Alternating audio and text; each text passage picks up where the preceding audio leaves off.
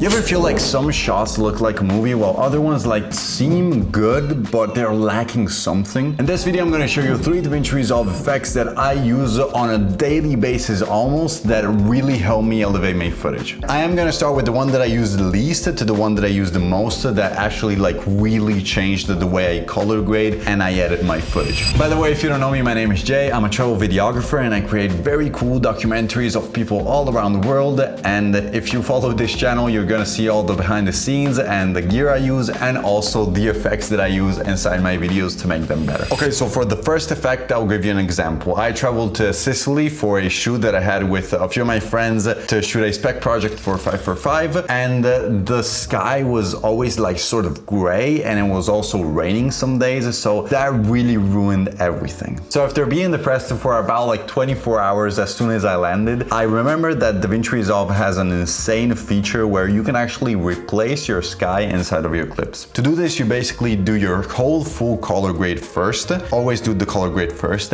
and then on the same clip you're gonna add 2 more nodes. So on your first node you're gonna add your good old friend the magic mask and basically select the entire sky. Now in my case it was pretty tricky in this situation because I had all the palm trees and it was really difficult to select everything. The magic mask did an insane job. Now to elevate your magic mask, there's a trick. You need to bump up the quality basically. So the pre-filter and the denoise, you basically have to bump those up until you feel like you reached a level that is pretty decent on the magic mask. And then on your second node, you're gonna put the sky replacement effect. Then just connect the blue output on your magic mask to the blue input, the first blue input on your sky replacement node. And after that, you basically start building your sky. Let's say your artificial sky. Now the thing that I suggest in this situation right here, you can create a pretty fake sky if you don't know how to use this tool the right way. Now the main thing that you need to change is the color of the sky. So basically Davinci Resolve gives you like the bluest of blues that you can get for the sky, but you need to like tone that down a bit because that just doesn't feel real. And obviously I would suggest to also put some clouds in there, maybe decrease the opacity a bit because that feels like a cloud, like that's a bit more realistic instead of like the full opacity white clouds, and just play with all the filters that you have. In terms of the sun, you can also add the sun, but it's extremely fake in my opinion. So if I do have to place it, I put it like on the top right or top left corner to basically emulate like the sun rays effect that are coming into the frame. But still I rarely use the sun effect because I think that it's just way too fake. Now one thing that I have to say about this effect is that it's insane, but I don't use it a lot because it's really heavy on my computer. You have to have a really good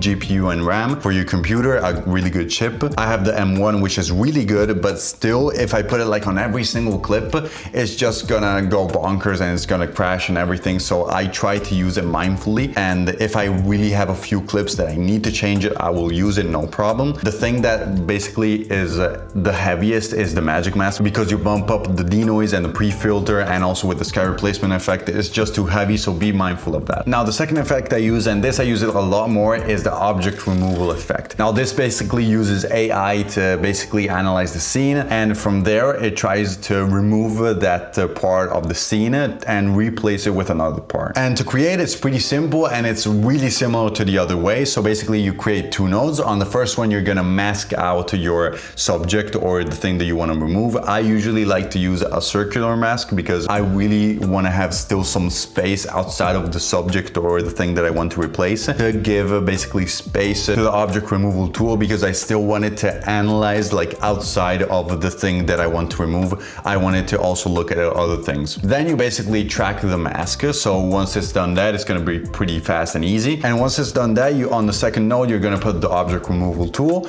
do the scene analysis, and from there you're going to basically select the external mode and create a clean plate. Now the thing about the object removal tool inside Davinci Resolve, it's really not perfect. In a lot of cases it doesn't really work. It depends on what you're trying to do with this object removal tool, but it's still pretty good. I'm able to use it basically, I would say like 90% of the times. If there's like one time where I need to change something and I'm not able to do it with this tool, I will go like on Xfield or Artlist or whatever tool I need. But still I feel like since it's internal inside of Davinci Resolve, it's so easy to use in that sense. So if it's gonna work, I would suggest use the object removal tool inside Davinci Resolve as much as possible. Now the third effect, and this is the one that I use the most, is called the cinefocus effect. Now what does this do? Basically you are able to analyze the scene and create more depth. Now what is depth? Depth is basically the distinction that you create from the subject and the background. So the best depth possible is like a lens with a 1.4 aperture, that insane and really cool blur. But if you for some reason can't manage it in the camera or you want it more, you can basically analyze the scene and create a better depth for your scene. Now this is really easy to use. You basically drag it in, it's gonna do the analyze of the scene and everything for you, and then you just play with the effect. Now be mindful that this effect is really good. I use it a lot, but at the same time, I think that you can understand and see when you add it too much. So just be mindful of when you're using it. But since I have, for example, I really use a lot of my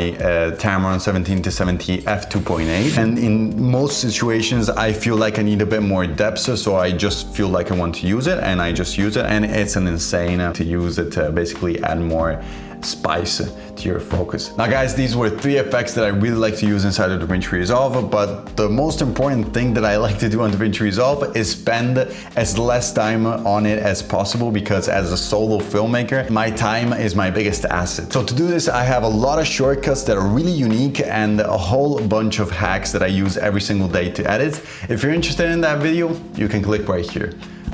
I'll see you in the next one, boys. Ciao, ciao.